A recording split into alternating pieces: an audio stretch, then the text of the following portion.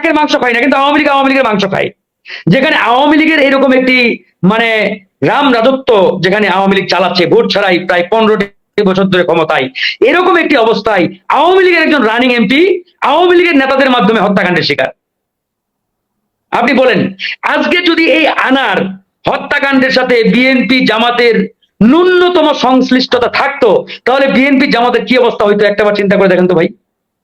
একটাবার চিন্তা করেন যে ধরেন যে জামাত ইসলাম বা শিবিরের কোন নেতা এইরকম একটা আওয়ামী লীগের এমপি হত্যাকাণ্ডের সাথে জড়িত তো দূরে থাক, ন্যূনতম সংশ্লিষ্টতা আছে, আমার তো মনে হয় তাকে এতক্ষণে ফাঁসির কাজটা ঝুলানো হতো। এমপি আনার হত্যায় আওয়ামী লীগ নেতা বাবুর দায় স্বীকার আপনার ঝিনাইদহের। আর আমাদের প্রধানমন্ত্রী ভারত সফরে যাবেন আরো সম্পর্ক উন্নয়নের জন্য 21 তারিখে। এই দুইটা বিষয় নিয়ে জনাব ফারুক হাসানকে কথা বলার অনুরোধ করছি। ইতিমধ্যে যে দুটো বিষয়ে আলোচনা হচ্ছে, প্রথমটি হচ্ছে এমপি আনার হত্যা। এটি নিয়ে এর আগেও বেশ কয়েকটি টক শোতে আপনার এই অনুষ্ঠানেও আমরা আলোচনা করেছি, এবং ওই সময় বলেছিলাম যে আওয়ামী লীগের এরকম একটি মানে রাম রাজত্বের আমলে আওয়ামী লীগের একজন রানিং এমপি কে হত্যা করা হলো, এর কুল কিনারা বাংলাদেশের এবং আওয়ামী লীগের বন্ধু প্রতিম, যদিও আওয়ামী লীগ তাদের স্বামীর দেশ বলে থাকে, ভারতের গোয়েন্দা সংস্থা, ভারতের আইন শৃঙ্খলা রক্ষাকারী বাহিনীর কেউই এটাকে মানে বের করে নিয়ে আসতে পারলেন না, কুল কিনারা পাইলেন না। তখনই আমাদের অনেক সন্দেহ হয়েছে যে আসলে এমপি আনারকে হত্যা হয়েছে কিনা। আর যদি এমপি এখানে আওয়ামী লীগের রাঘব বোয়াল তথা আওয়ামী লীগের মানে অনেকেই জড়িত, তা না হলে আওয়ামী লীগের রানিং একজন এমপি হত্যাকাণ্ডের শিকার হওয়ার পরেও আমরা দেখেছি ডিবি এবং গোয়েন্দা সংস্থাগুলো প্রতিনিয়ত যেভাবে প্রেস কনফারেন্স করে তারা প্রতিনিয়ত যেভাবে আপনার বক্তব্য তুলে ধরার চেষ্টা করছে, কিন্তু কোনো মানে আপনার ন্যূনতম যে এভিডেন্স বা ন্যূনতম যে আপনার একটা হত্যাকাণ্ড, এরকম একটা হত্যাকাণ্ডের যে ন্যূনতম মানে আপনার নিয়ে আসা তোলে কিছুই পাই নাই। তো সেখান থেকে আমাদের যে সন্দেহ এটা দিনকে দিন কিন্তু দানা বেঁধেছে, এবং এক পর্যায়ে আমরা মোটামুটি নিশ্চিতভাবে বলেছি যে আওয়ামী লীগের দায়িত্বশীল পর্যায়ের অনেকেই এই হত্যাকাণ্ডের সাথে জড়িত। যেটা আওয়ামী লীগ মনে করছে যে তারা যদি এই হত্যাকাণ্ডের গভীরে যায় তাহলে অনেক সিনিয়র নেতা হয়তো বা আপনার ধরেন যে ফেসে যাবে, এই কারণেই হয়তো আওয়ামী লীগ ওই লাইনে হাঁটে নাই।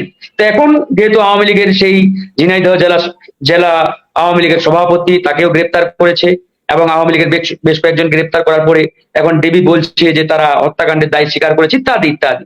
তো এখান থেকে পরিষ্কার হয় যে আওয়ামী লীগের আমলে আওয়ামী লীগের নিরাপদ নয়। আমরা যেটা এর আগেও বলেছি, কাকের মাংস খাই না, কিন্তু আওয়ামী লীগের মাংস খায়, তার বাস্তব প্রমাণ কিন্তু আজকে আমরা পেয়েছি। জামাত শিবিরের নাম শুনলেই তো এমনি আওয়ামী লীগের মনে করেন যে ভূমিকম্প শুরু হয়ে যায়। তাদেরকে মানে বিনা বিচারে ফাঁসির কাজটা ঝুলানো হইতো, বিচারও লাগতো না যে ভাই তোমার নাম যেহেতু আসছে আনার হত্যাকাণ্ডের এই ঘটনায়, তার মানে তোমার ফাঁসি। এটাই হচ্ছে। অথচ আওয়ামী লীগের এরকম 2 নাম্বার এমপি মন্ত্রী বড় বড় নেতারা এরকম হাজার হাজার কোটি টাকা লুটপাট দুর্নীতির সাথে জড়িত, হত্যাকাণ্ডের সাথে জড়িত, এদের কিন্তু বিচার হচ্ছে না। আমি চ্যালেঞ্জ দিয়ে বলছি, এই আনার হত্যাকাণ্ডের সাথে যারা জড়িত এদের কারো বিচার হবে না।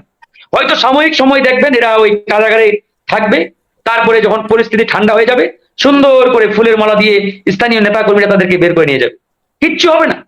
এই যে দেখেন জেনারেল আজিজ, সাবেক পুলিশ প্রধান বেনজির, কিচ্ছু হয়েছে? আপনার এই টকশোতে বলেছিলাম যে মাসুক ভাই আপনি লেগে রাখেন এই আজিজ বেনজিরকে আওয়ামী লীগ গ্রেপ্তার করবে না। ওই ওবায়দুল কাদের যতই বলুক যে তাদেরকে আইনের আওতায় নিয়ে আসা হবে, গ্রেপ্তার করা হবে, এটা সেটা ওরা নাই। বরঞ্চ এই ওবায়দুল কাদেরের প্রচ্ছন্ন নিরাপত্তায় এই বেনজিরকে দেশে বাইরে পাঠানো হয়েছে। ওবায়দুল কাদের নিজে পাঠিয়েছেন, কারণ ওবায়দুল কাদের জানে যে এই বেনজিরের থলের বিড়াল যদি আরেকটু বেরিয়ে আসে তাহলে ওবায়দুল কাদেরের প্যান্টের গিট্টি খুলে তার প্যান্ট আর কোমরে থাকবে না।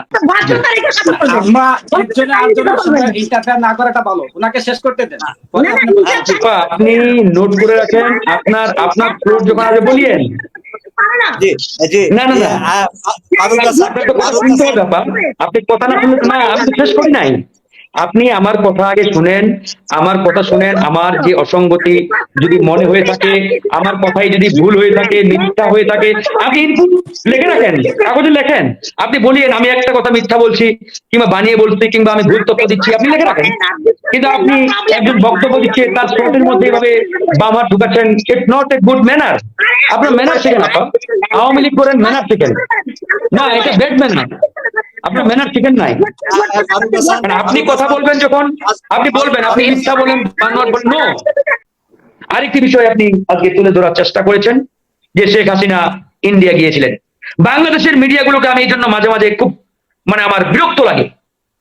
সেখানে দেখেছেন শেখ হাসিনা সবার আগে বোধহয় গিয়েছে ওই মোদির আপনার শপথ অনুষ্ঠানে অংশগ্রহণ করার জন্য।